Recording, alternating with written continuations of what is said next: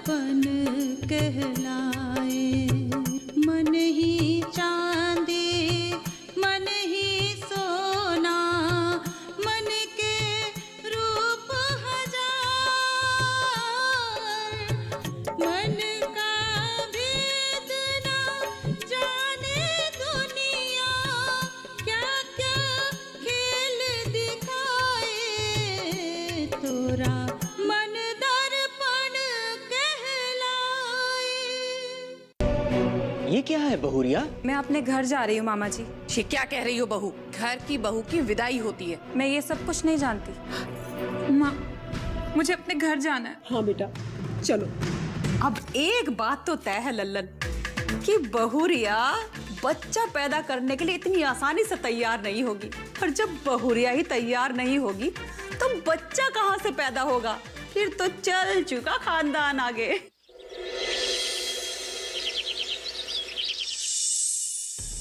अपमान की आग जो सावित्री देवी ने मेरे सीने पे सुलगाई थी, वो मेरे जीते जी कभी नहीं पूछेगी। बेटी तुम्हारी पैदा तुमने की है और मुखिया होने के नाते सावित्री ने तुम्हारी बेटी का हाथ किसी और के हाथ में थमा दिया। तुम्हारे साथ ना किशनलाल बहुत अन्याय हुआ है, लेकिन तुम्हारे अन्याय के खिलाफ पंचायत में सिर्फ मैंने तुम्हारा साथ दिया था। मुझे याद है पंचायत की ओर से खसर की शादी भी करवा दी गई।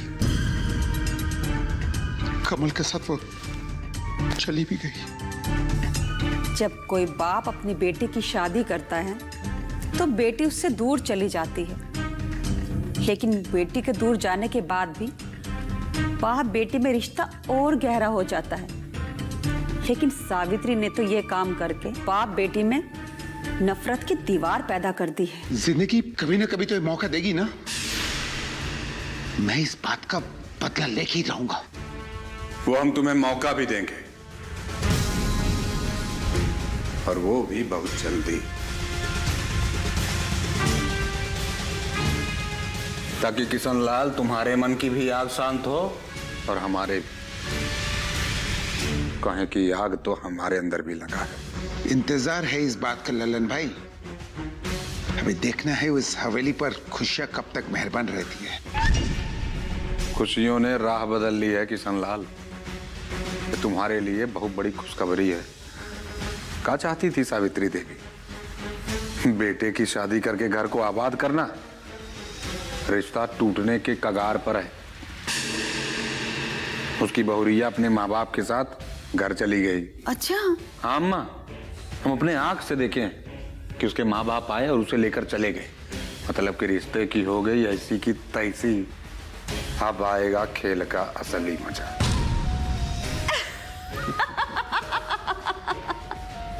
मुझे चुनौती दी थी उसने, मुझे, अंबिका देवी को, वो भी कुल देवी के मंदिर में। अब देखती हूँ कि उसके प्रण का क्या होता है।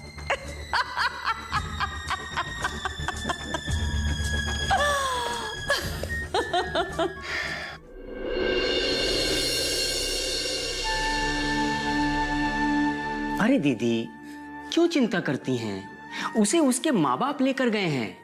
अरे बहुरिया नादान है, लेकिन उसके माँ बाप तो समझदार हैं, रिश्तों की मर्यादा समझते हैं। वो अपनी बेटी को अवश्य समझाएंगे। क्यों तसल्ली दे रहे हो तुम हमें? टूट जाने दो, बिखर जाने दो सब कुछ। अब कोई उम्मीद और कोई विश्वास पालना नहीं चाहते। दरअसल आपने उसे बोलने की छूट दे दी। वो इस घर में बहू बनकर आई थी माँ। उसे पता था इस घर का रुतबा क्या है, लेकिन उसके बाद भी उसने बोला कि उसे शहर जाना है, और आपने उसकी बात मान ली।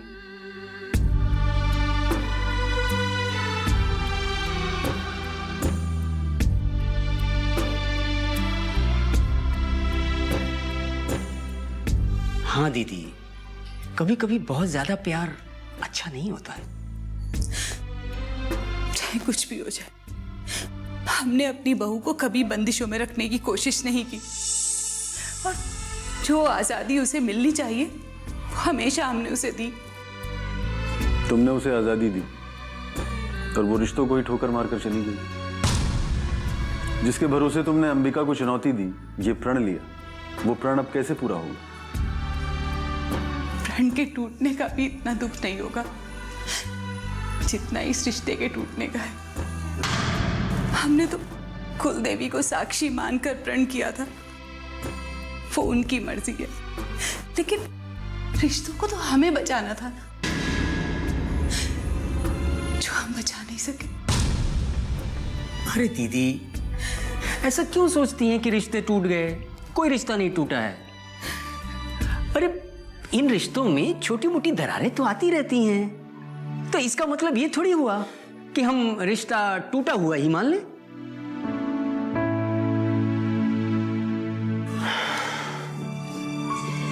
माँ, आप रिश्तों को बचाने की बात सोच रही हैं और मैं आपके प्रण को बचाने की बात सोच रहा हूं।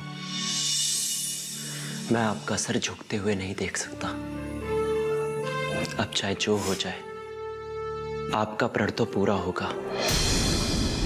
अब देखते हैं ईश्वर कौन सी राह दिखाता है।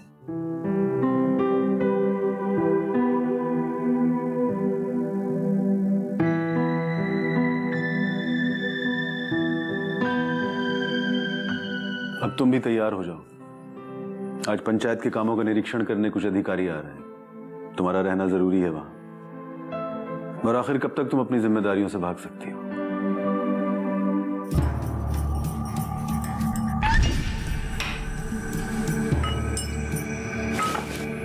अरे तुम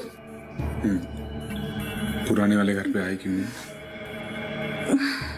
कितना इंतजार किया? कैसे आती? कल भुवन भैया घर पर ही थे। वो डॉक्टर साहब हैं, उनकी छुट्टी थी तो उन्होंने भैया को भी छुट्टी दे दी। छोड़ो उसे। आज का क्या है? आज तो आओगी ना? हाँ आऊंगी पक्का? लल्लन, लेकिन मुझे डर लगता है। तुम शादीशुदा हो और अब इस रिश्ते से मुझे डर लगने लगा है। डरती क्यों? अगर जरूरत पड़ी ना तो पूरे गांव के सामने डंके की चोट पे तुमसे शादी करेंगे। सच्ची? हाँ हाँ, बस तुम आ जाया करो। ठीक है, मैं आ जाऊंगी, लेकिन अभी तुम जाओ, भुवन भैया आने वाले हैं। भुवन भैया आ जाएंगे। नंदिनी! अरे भुवन, हम तुमसे ही मिलने आए थे। जा रहे थे ना तो नंदिनी बोली कि चाय पी के जाओ, भैया आ ही रहे होंगे। क्या मुझसे कोई काम है? हाँ, तुमसे ही काम था और तुमसे बेहतर हमारा काम कौन कर सकता है। भुवन, ये बताओ कि अमर और ज्योति में कुछ खटपट हुआ है क्या? अपने मायके वापस चली गई सुने, मालूम है?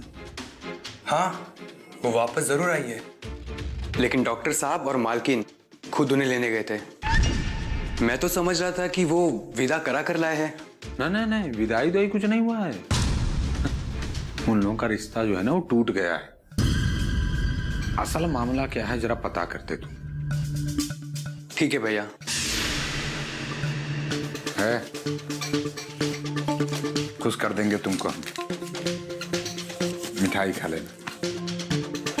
ठीक है भैया, कुछ पता लगेगा तो जरूर बताएंगे। नंदिनी, हमको ना जरा काम है तो हम निकल रहे हैं। चाय बाद में पी लेंगे। हाँ, बाद में पी लेंगे। दीदी, मैं ये कह रहा था कि अगर आप इजाजत दें तो मैं खुद डॉक्टर रमन जी से जाकर मिलता हूँ। उन्हें सारी बात बताना जरूरी है। अरे लेकिन कुंज, एक बात तो बताओ, जिस बात को हम दबाने की कोशिश कर रहे हैं तुम उसे क्यों उछालना चाह रहे हो? अब बहुरिया ने तो अपने माता पिता को सिर्फ अपना ही पक्ष बताया होगा ना। उन लोगों को सारी बात का पता लगना चाहिए कि आज बहुरिया को आपके प्रण के साथ खड़ा होना चाहिए, तो बहुरिया घर छोड़कर चली गई। लेकिन कुंज, अगर हम बहू की बात किसी को भी बताएंगे तो वो लोग अपना पक्ष रखेंगे और बहू को गलत साबित करने की कोशिश करेंगे। देखो कुंज, वो चाहे कैसी भी हो, लेकिन है तो हमारे घर की बहू ना। और फिर उसके माँ बाप के सामने उसको नीचा दिखाकर हम कोई बड़े थोड़ी ना बन जाएंगे। अरे दीदी, डॉक्टर रमन और उनकी पत्नी आपको गलत समझें, ये भी तो मैं नहीं चाहता। और मैं ये भी नहीं कह रहा हूँ कि इस मामले को आप पंचायत में लेकर जाएं और बहुरिया को वापस लाने के लिए उसे मजबूर करें, लेकिन उसके माँ बाप से तो बात की जा सकती है ना। कैसी हो सावित्री? मैं अच्छी हूँ दीदी। मैं तो चाहती हूँ कि तुम अच्छे रहो, पर मेरे चाहने से क्या होता है? इंसान के कर्म कभी ना कभी तो उसके आगे आ ही जाते हैं। मैं चाहती हूँ कि तुम जिंदगी में सुकून की नींद सो, पर तुम्हारी आंखें देखकर लग रहा है सावित्री कि तुम सारी रात सोई नहीं, सारी रात जागी हो या रोई हो, क्योंकि तुम्हारी आंखें बहुत लाल हो रही हैं। आंखें तो आपकी भी लाल लग रही हैं दीदी। शायद खुशी की वजह से आपको रात को नींद नहीं आई। सारी रात आपकी खुशियां मनाने में ही बीती है। मुझे भी तो तुम्हारी चिंता में नींद नहीं आई। मुझे भी तो पता चल गया था कि घर में क्या चल रहा है। और फिर चिड़िया भी अब तो फुर हो गई। उड़ गई वो पंछी जिसके पंख से परवास होकर तुम अपने प्रण की उड़ान पूरी करने वाली थी। अंबिका दी, आप ये जो कर रही हैं ना, ये अच्छा नहीं है, क्योंकि अब तक एक एक खुशी के लिए आप तरसती रही हैं, तो वो किसी और का नहीं, सिर्फ आपके कर्मों का फल है। और आज उसी में लगी हैं। अपनी जुबान को लगाम दो कुंज। आपकी अपनी जुबान पर कभी लगाम क्यों नहीं रहता दीदी? क्यों, ऐसा क्या कह दिया सावित्री मैंने? ये और बात है कि बहू घर छोड़कर चली गई, मुझे इस बात का पता है, और ये बात तुम्हें चुभ गई। दरअसल मैं ना तुम्हें यही याद दिलाना चाहती हूँ कि जो तुमने प्रण कुल देवी के सामने लिया है ना, वो कभी पूरा नहीं होगा। और 15 महीने बीतने में कोई ज्यादा वक्त नहीं लगेगा सावित्री। तो 15 महीने बाद बात कीजिए ना। कुंज, मैंने सोचा याद दिला दूं, कहीं मेरी बहन अपना प्रण भूल ना जाए। और याद तो मैं दिलाती ही रहूंगी, बस 15 महीने की तो बात है।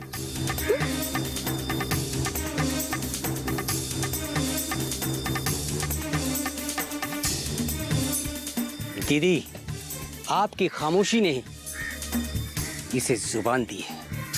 जुबान से किसी को क्या जवाब देना कुंज? वक्त खुद इंसान को अच्छे बुरे का एहसास करा देता है। हमें भी वक्त का इंतजार करना होगा। अगर हमारी खामोशी ने अम्बिका दी को जुबान दी है, तो ये वक्त ही है जिसने हमें खामोश कर रखा है। हमें कुछ बोलने की जरूरत नहीं है। वक्त ही हर सवाल का जवाब देगा। कुंज, तुम घर जाओ, हम पंचायत में निकलते हैं। शायद अधिकारी आ गए होंगे।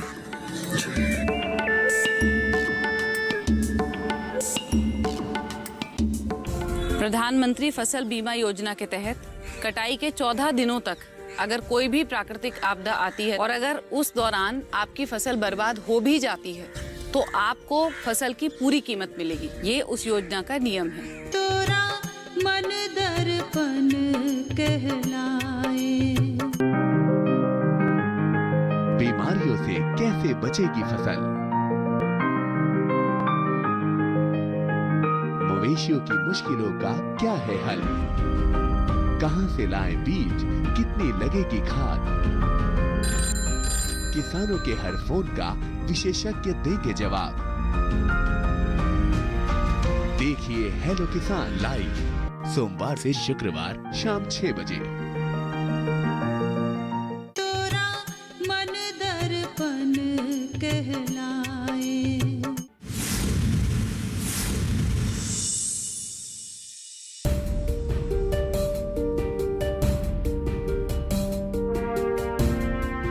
बड़े अफसोस की बात है कि आज भी गांव के लगभग 40% लोगों ने भी प्रधानमंत्री फसल बीमा योजना में अभी तक अपना रजिस्ट्रेशन नहीं करवाया है। ये सिर्फ कम जानकारी की वजह से है। जो लोग हमारे पास आ जाते हैं, उन्हें तो हम पूरी जानकारी दे देते हैं। और आज फिर आप लोगों को यहाँ पर प्रधानमंत्री की कुछ विशेष योजनाओं के बारे में जानकारी देने के लिए बुलाया गया है। प्रधानमंत्री फसल बीमा योजना में फसल नुकसान होने पर पैसे तो मिलते हैं, लेकिन पिछली साल मैंने बीमा योजना नहीं ली थी और मेरा फसल भी अच्छा हुआ था। लेकिन फसल कटने के बाद इतनी जोरदार बारिश हुई कि हमारा सारा फसल नुकसान हो गया। अब ऐसे में सरकार तो कोई मदद नहीं कर सकती, इसके लिए तो कोई योजना नहीं है। प्रधानमंत्री फसल बीमा योजना के तहत कटाई के 14 दिनों तक अगर कोई भी प्राकृतिक आपदा आती है और अगर उस दौरान आपकी फसल बर्बाद हो भी जाती है तो आपको फसल की पूरी कीमत मिलेगी। ये उस योजना का नियम है और आप लोगों को 14 दिनों का वक्त दिया जाता है ताकि आप लोग 14 दिनों में अपनी फसल वहां से हटा सकें। अगर आपने प्रधानमंत्री बीमा योजना में रजिस्ट्रेशन करवाया होता तो आपको इस परेशानी से नहीं गुजरना पड़ता। प्रधानमंत्री फसल बीमा योजना में बहुत ही कम, तकरीबन 1.5 से 2% का ही प्रीमियम जमा करना होता है और उसके बदले में आप लोगों को अपने फसल की पूरी कीमत मिलती है। आप लोग निश्चिंत हो जाते हैं कि अगर किसी भी वजह से, चाहे कीड़ों के खाने की वजह से या फिर बारिश की वजह से अगर खराब हो जाता है तो उसकी जिम्मेदारी सरकार की है और सरकार आपको फसल की पूरी कीमत अदा करती है। क्या ये नियम है?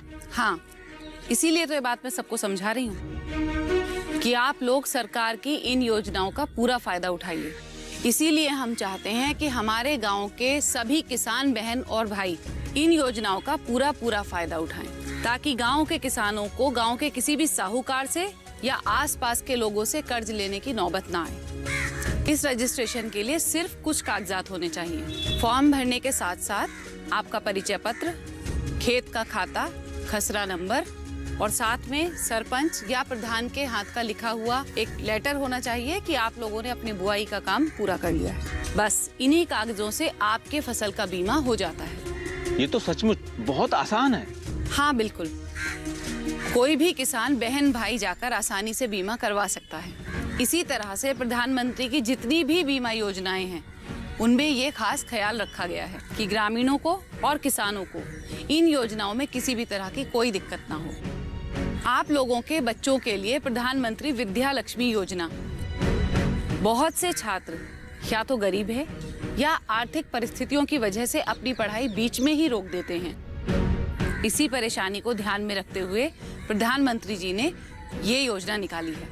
जो छात्र पढ़ाई जारी रखना चाहते हैं वो छात्र इस योजना के तहत बैंक से लोन लेकर अपनी पढ़ाई जारी रख सकते हैं। इस योजना का लाभ उठाकर गरीब छात्र भी अपनी उच्च स्तरीय शिक्षा को पूरा कर सकते हैं। हमारे हिसाब से सभी लोगों को प्रधानमंत्री विद्या लक्ष्मी योजना का लाभ उठाना ही चाहिए। और अब आप लोगों को हमारे कुछ ये सरकारी अधिकारी सरकार की अन्य योजनाओं के बारे में जानकारी देंगे।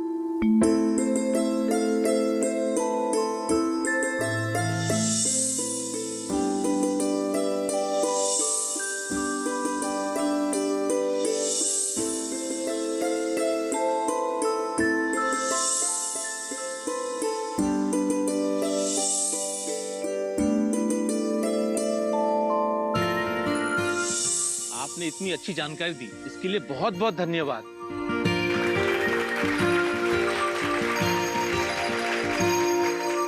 आपसे एक बात कहनी थी। हाँ जरूर कहिए। आप अपनी धर्म पत्नी को समझाइए, इस तरह से दूसरे के घरों को तोड़ना अच्छी बात नहीं। देखिए, जब हम उनकी जिंदगी में झांकने नहीं जा रहे तो उन्हें इस बात का अधिकार किसने दिया है कि वो हमारे खानदान पर सवाल उठाएं। तोरा मन दर्पण कहलाए।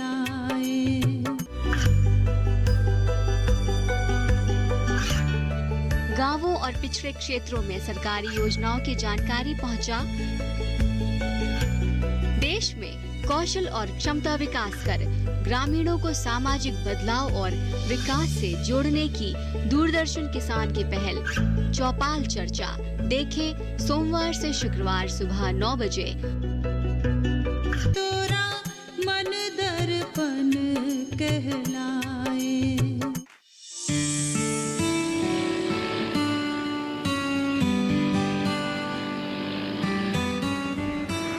मास्टर साहब।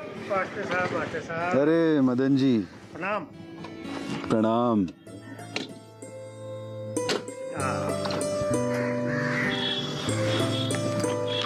प्रणाम। अरे आप हमें क्यों प्रणाम कर रहे हैं? आप तो हमसे बड़े हैं। देखिए मास्टर साहब, बड़े तो आप ही हैं, ये बात अलग है कि इस रिश्ते ने हमें बड़ा बना दिया। हम दोनों एक ही गांव के हैं, इसलिए हमारा भाई भाई का रिश्ता हुआ ना। और फिर आपकी शादी गायत्री जी के साथ हो गई और हमारी अंबिका जी के, तो हम साधु भाई हो गए। और जब ये शादी हुई तो हमें लग रहा था कि हम दोनों घरानों के संबंध बहुत घनिष्ठ हो जाएंगे, बहुत प्यार बढ़ जाएगा। लेकिन हुआ कुछ उल्टा ही। जो जो समय बीतता गया कड़वाहट बढ़ती ही चली गई। ये तो आप ठीक कह रहे हैं, लेकिन मदन जी तसल्ली तो इस बात की है कि हम एक दूसरे का सम्मान करते हैं। जी बिल्कुल ठीक है। कम से कम हमारे दिलों में दूरियां तो नहीं। जी जी बिल्कुल सही है। वैसे सब ठीक है ना? ठीक तो नहीं है मदन जी, आपसे एक बात कहनी थी। हाँ जरूर कहिए। आप अपनी धर्म पत्नी को समझाइए, इस तरह से दूसरे के घरों को तोड़ना अच्छी बात नहीं। हाँ बड़ा कठिन है, असंभव सी बात है ये। देखिए, जब हम उनकी जिंदगी में झांकने नहीं जा रहे तो उन्हें इस बात का अधिकार किसने दिया है कि वो हमारे खानदान पर सवाल उठाएं, उंगली उठाएं? आप अभी समझाने की बात कर रहे थे ना। देखिए, समझाया उसे ही जा सकता है जो समझना चाहे, और जो सब कुछ समझ चुका हो उसे क्या समझा। हम तो थक हार गए और हमने उन्हें आज़ाद छोड़ दिया है, जो भी करना चाहे करें। देखिए भाई साहब, आप तो अपने घर पे, इसलिए आपसे बात कर सकता हूँ, वरना ये अपनी गाथा किसको सुनाऊँ। आप अच्छी तरह जानते हैं कि अंबिका जी जब भी बात करती हैं जहर उगलती है। और हमारा बेटा लल्लन तो माँ की परछाई है। वो कोई गलती भी करता है तो माँ उसे बढ़ावा देती है, समझाती नहीं है। अब कितनी बार समझाया हमने कि इसका बुरा नहीं सोचना चाहिए, बुरा नहीं करना चाहिए। परमात्मा सब देख रहा है, तुम्हें वही सब कुछ वापस देगा जो तुम दुनिया को दे रहे हो। तो समझने को तैयार नहीं है वो। फिर भी मास्टर साहब, ये जो कुछ हुआ है या हो रहा है उसके लिए मैं बहुत शर्मिंदा हूँ। आपसे माफी चाहता हूँ, मैं कुछ नहीं कर पाऊंगा इसमें। चलता हूँ अपना।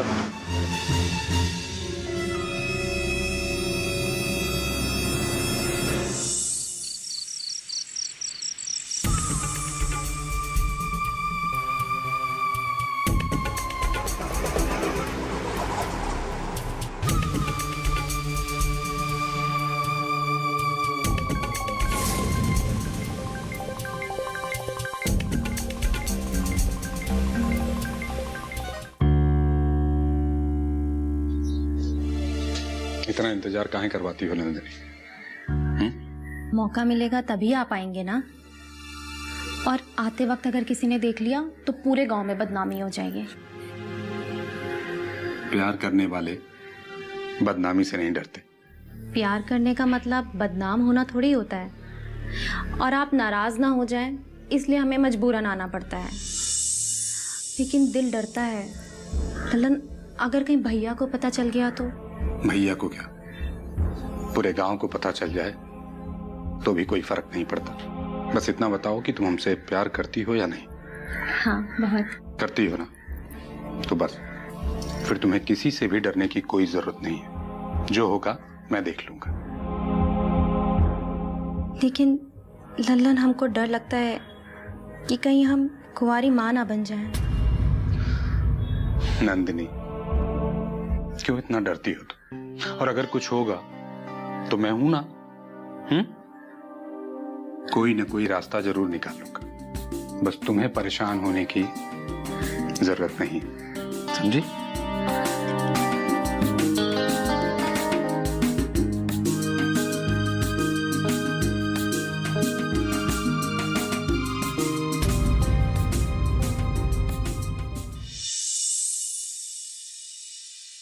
वही सच है जो मैं आपको बता रही हूँ।